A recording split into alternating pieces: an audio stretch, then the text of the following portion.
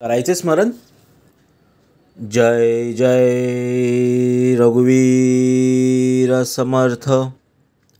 जय जय रघुवीर समर्थ. श्रीमद्दास बोध. दशक 9वा. गुणरूपनाम. समास 10वा. स्थिती निरूपण. श्रीराम समर्थ. समर्थांनी दशक 9वा गुणरूप गुणांचं रूपांचं वर्णन केलं आहे आणि त्यामधला समास 10वा स्थिती निरूपण. समर्थ सांगतात स्थिती म्हणजे काय, तुझी जागा ओळखता आली पाहिजे, त्याचं वर्णन केलेलं आहे. तो कोणत्या जागेवर आहे, तो कोणत्या स्थितीमध्ये आहे, ती आपल्याला ओळखती आली पाहिजे आणि समर्थांनी त्याचं वर्णन केलेलं आहे. देवळामध्ये जगन्नायक आणि देवळावरी बैसला काक, परी तू देवाहून अधिक म्हणू नये की. जय सद्गुरू. समर्थ सांगतात, समजा एक देऊळ आहे, त्यामध्ये जगन्नायक आहे, त्यामध्ये देव आहे आणि त्या देवळाच्या शिखरावर, त्या कळसावर कावळा जरी बसला असला आणि तो उच्च स्थानी तरी बसला असला देवळामध्ये, तरी त्याला देवाहून श्रेष्ठ मानू नये आणि म्हणू सुद्धा नाही. समर्थ सांगतात, सभा बैसली राजद्वारी आणि मर्कट केले स्तंभावरी, परी ते सभेहून श्रेष्ठ चतुरी कैसे मानावे. समर्थ उदाहरण देतात. राजद्वारी सभा भरलेली आहे आणि एखादा माकड येऊन तिथल्या खांबावर जर बसला असेल आणि त्या सभेहून माकड श्रेष्ठ म्हणू नये.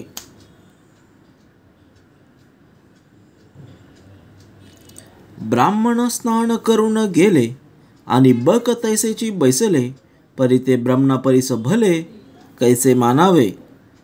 म्हणजे समर्थाने तिसरं उदाहरण दिलं आहे. जे एका तळ्यातील पाण्यात स्नान करून ब्राह्मण तिथून निघून गेले आणि बगळे त्या तळावर ध्यानस्थ असल्यासारखे बसले, तर त्या बगळ्यांना त्या ब्राह्मणाहून चांगलं कसं काय मानावे. ब्राह्मणामध्ये कोणी नेमस्त, कोणी झाले अव्यवस्थ आणि स्वानक सदा ध्यानस्थ, परी ते उत्तम नव्हे. म्हणजे ब्राह्मणामध्ये कोणी नियमाने वागणारे असतात, तर कोणी अव्यवस्थित वागणारे असतात, अनियमित वागणारे असतात. आणि एखादा कुत्रा नेहमी डोळे झाकून ध्यानस्थ जर का बसला, तरी त्याला कोणी ब्राह्मणामध्ये उच्च मानत नाही, उत्तम मानत नाही. ब्राह्मण लक्ष मुद्रा नेणे, मार्जर लक्ष विषयी पाहणे, परी ब्राह्मणा परिस विशेष कोणे म्हणावे तयासी.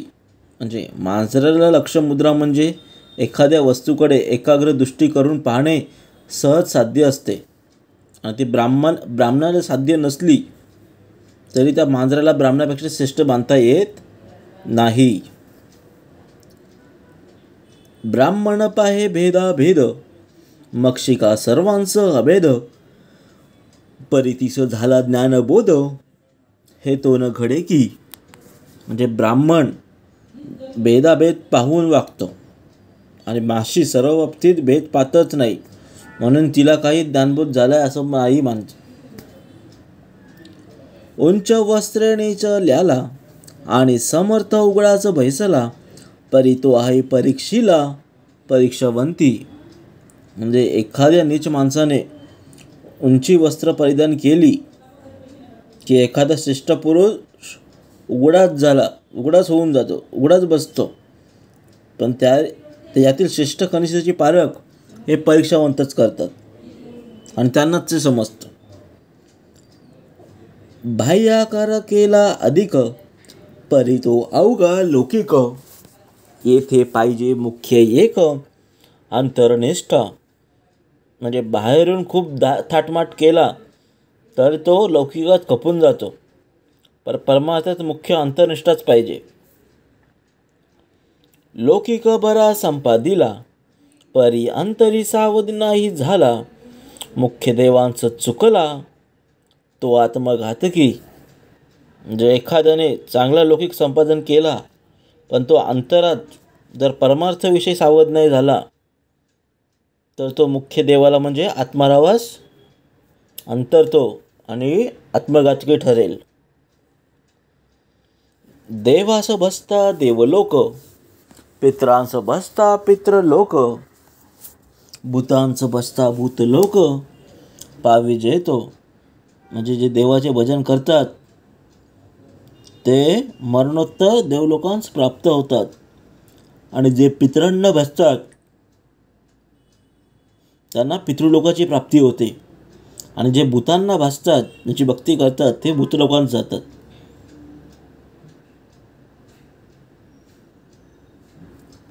जेने जयास भजावे तेने त्या लोकांशी जावे, निर्गुणे भजता व्हावे. निर्गुणाची स्वये म्हणजे जे लोक ज्याचे भजन करतात, ज्याची उपासना करतात ते त्या लोकांस जातात, त्या निर्गुणच बसतात आणि स्वतः निर्गुण होतात. निर्गुणाचे कैसे भजन, निर्गुणी असावे अनन्य, अनन्य होता होय जे धन्य. निश्चयासी म्हणजे निर्गुणाचे भजन कसे करावे, तर निर्गुणाचे अनन्य व्हावे, आणि अनन्य झाल्याने माणूस निश्चितपणे धन्य होतो. सकळ केल्याचे सार्थक, देव ओळखावा एक, आपण कोण हा विवेक पाहिला पाहिजे. म्हणजे खरा देव कोण हे आपल्याला ओळखता आलं पाहिजे. म्हणजे जे सर्व जो प्रयत्न केलेले असतात त्यांचे ते सार्थक होते. आपले खरे स्वरूप काय हे विवेक मनुष्याने केलाच पाहिजे. देव पाहता निराकार, आपला तो माईक विचार, सहो आत्मा हा निर्धार, बाणून गेला. म्हणजे देव पाहिला तर तो निर्गुण निराकार आहे. आपण ज्याला मी म्हणतो तो देह तर माईक आहे, म्हणून आत्मा तो मी हा निर्धार अंगी बांधतो. आता अनुमानतो काही, वस्तू आहे वस्तूच्या ठाई, देह भाव काहीच नाही धांडोळीता. म्हणून आता अनुमान करण्याची आवश्यकताच नाही. या आत्मवस्तू जेथल्या तेथेच आहे, आणि देहबुद्धीचा शोध घेऊ लागला तर ते शिल्लकच राहत नाही. सिद्धास आणि साधन हा तो अवघाच अनुमान, मुक्तास आणि बंधन आढळेना. म्हणजे जो सिद्ध झालेला असतो त्याच्या ठिकाणी साधनाची कल्पना करणे, आणि जो मुक्त झालेला आहे त्याच्या ठिकाणी बंधनाची कल्पना करणे योग्य नाही. साधने जे काही साधावे ते तो आपणाचे स्वभावे, आता साधकाच्या नावे शून्याकार. म्हणजे साधन करून जे जे साधवायचंय, जे साध्य करायचंय ते साध्य तो स्वाभाविकपणे झाले असल्याने आता साधनाच्या नावे शून्याकार होतो. म्हणजे त्याला आता साधनाची आवश्यकता उरत नाही. कुळाल पावळ राजपदवी, आता रासभे कासया राखावी. कुळाळपणाची उठा ठेवी कासया पाहिजे. म्हणजे कुंभाराला राज्यपद प्राप्त झाल्याने त्याने आता गाढवे कशाला राखावे, म्हणजे आता त्या कुंभाराच्या व्यवसायाची उठाठेव कशाला पाहिजे.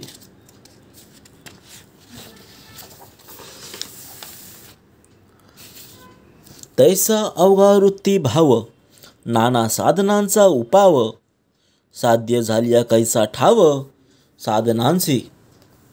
म्हणजे त्याचप्रमाणे प्रत्येक साधन हे वृत्तिमय असल्याने शेवटी वृत्ती वाढवण्यास कारण होते. पण एकदा साध्याशी एकरूप झाल्यावर त्या साधनाला वावच उरत नाही. साधने काय साधावे, नेने काय फळ घ्यावे, आपण वस्तू भरंगारावे कासयासी. म्हणजे आत्मवस्तू आपण स्वतःच असताना साधनाने काय साधायचे किंवा नेमधर्माने काय फळ साध्य करून घ्यायचे हे उगीच भडकवायचे, ते कशाला? देह तरी पांचा भूतांचा, जीव तरी अंश ब्रह्मीचा, परमात्मा तरी अनन्याचा, ठाव पहा. समोर सांगतात, तू जर स्वतःला देह मानत असशील तर देह हा पंचभूतांचा आहे. पृथ्वी, तेज, वायू, आकाश. जीव अंश ब्रह्मीचा आहे. जीव मानत असशील तर हा तो परब्रह्माचा अंश आहे. परमात्मा जर समजत असशील तर त्याच्याशी एकरूप कसे होता येईल याचा शोध घे. अमर सांगतात, उगेच पाहता मी पण दिसे, शोध घेता काहीच नसे, तत्वे तत्व निरसे, पुढे निखळ आत्मा. म्हणजे उगीच देहबुद्धीने पाहू लागलो तर मी देह असे वाटते, पण शोध घेऊ लागल्यावर देह पंचभूतिक हे कळल्याने मी वाहत नाही. आणि नंतर तत्वांचा निराश झाला की निखळ आत्मा तेवढा उरतो. आत्मा आहे आत्मपणे, जीव आहे जीवपणे, माया आहे मायापणे विस्तारली. म्हणजे आत्मा आत्मापणे, जीव जीवपणे आणि माया मायापणे, मिथ्यात्वाने म्हणून विस्तार पावलेली आहे. ऐसे अवघेची आहे आणि आपण हे कोणी एक आहे, हे सकळ शोधून पाहे तोची ज्ञानी. म्हणजे हे सगळं असते आणि त्यांना पाहणारा आपण कुणी एक दृष्टही असतो. आणि विवेकाने या सगळ्याच जो कोणी शोध घेतो तोच ज्ञानी वाटतो, तोच ज्ञानी होय. शोधू जाणे सकळांसी, परी पाहुणे आपणासी, ऐकदेसी एकदेसी वृत्तीरूपे. म्हणजे जो या सगळ्यांचा शोध घेतो पण आपले स्वरूप जाणत नाही, असे ज्ञानी मीपणाच्या वृत्तीने एकदशी असतो. तो वृत्तीरूपी जरी पाहिले तरी मग काहीच नाही राहिले, प्रकृती निरसे अवघ्याची गेले विकारवंत. म्हणजे ज्या वृत्ती रूपाला साक्षीत्वाने पाहिले की वृत्ती शिल्लक राहत नाही आणि प्रकृतीचा निराश झाला की सर्व नाशिवंत नाहीसा होते. उरले ते निखळ निर्गुण, विवंचिता त्याचे आपण, ऐसे हे परमार्थाची खूण आगाध आहे. आणि केवळ निर्गुण ब्रह्म तेवढं उरते आणि त्याचे अनुसंधान केले की आपण ते ब्रह्मच आहोत असं साक्षात अनुभव येतो. आणि अशी परमार्थाची अगाध खूण आहे. फळ एक आपण एक, ऐसा नाही हा विवेक, फळांचे फळ कोणी एक, स्वयाची होईजे. म्हणजे आपण कुणी वेगळा आणि फळ आपल्यापेक्षा वेगळे अशा प्रकारचा विवेक नाही.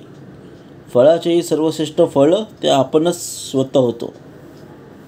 रंक होता राजा झाला, बरे पाहता प्रत्यय आला, रंकपणाचा गलबला रंकी करावा. म्हणजे एखादा दिन भिकारी राजा झाला, नीटपणे शोध घेतल्यावर आपण खरेच राजा झाला आहोत असा प्रत्यय त्याला आता आला. मग रंकपणातील किरकिर करण्याची आवश्यकताच त्यात राहत नाही. आणि जो कोणी रंक करत असेल त्याने ती करावी. वेदशास्त्र पुराणे, नाना साधने निरूपणे, सिद्ध साधू ज्या कारणे, नाना तयास सायास करती. म्हणजे सिद्ध साधू वेदशास्त्र पुराण नाना साधने नाना निरूपणे ज्यासाठी नाना सायास करतात. ते ब्रह्मरूप आपणाची अंगे, सारा सार विचार प्रसंगे, करणे न करणे वावगे काहीच नाही. म्हणजे ते ब्रह्मरूप आपण स्वतःच आहोत असं सारासार विचाराचे योग्य जाणून घ्यावे. म्हणजे करणे न करणे काहीच उरत नाही. रंक राजा आज्ञासी भ्याले, त्याची पुढे राजा झाले, मग ते भयाची उडाले रंकपणासारखे. म्हणजे भिकारी पूर्वी राजाज्ञाला भीत होता, पुढे तोच राजा झाला, पण त्यावेळी रंकपणाने नष्ट झाला आणि त्याबरोबर पूर्वी राजानेचे भय वाटत होते तेही नष्ट झाले.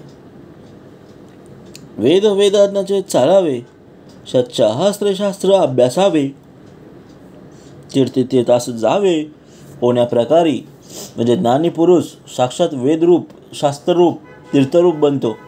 वेदाने वेदांचे पालन कसे करावे, सत्शास्त्रांचे आपल्या शास्त्राचा अभ्यास कसा करावा आणि तीर्थाने कुठल्या तीर्थात जावे.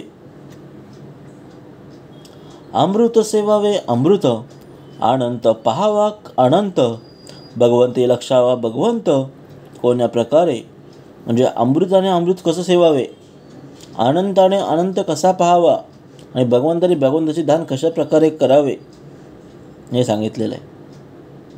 संत असंत त्यागावे, निर्गुणी निर्गुणासी भंगावे, स्वरूपी स्वरूप रंगावे कोण्या प्रकारे.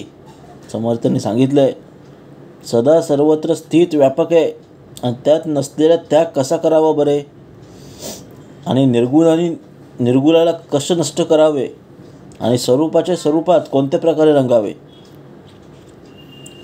अंजन ल्यावे अंजन, धन साधावे धन, निरंजने निरंजन कैसे अनुभवावे म्हणजे अंजनाचे अंजन कसे ल्यावे, धनाने धन कसे प्राप्त करावे, निरंजनाने निरंजन कसं अनुभवावे. साध्य करावे साधनासी, दैय धरावे ध्यानासी, उन्मने आवरावे मनासी कोण्या प्रकारे म्हणजे जे साध्य आहे त्याने साध्य कसे करावे, जे ध्येय आहे त्याचे ध्यान कसं धरावे आणि जे उन्मताने मनाला कसे आवरावे. सर्व गोष्टीचे प्रयोजन उरत नाही हा भावार्थ आहे. साध्य करावे साधनासी, ध्येय धरावे ध्यानासी, उन्मने आवरावे मनासी कोण्या प्रकारे. इति श्री दासबोधे गुरुशिष्य संवादे स्थिती निरूपण नाम समाज 10वा. जय जय रघुवीर समर्थ.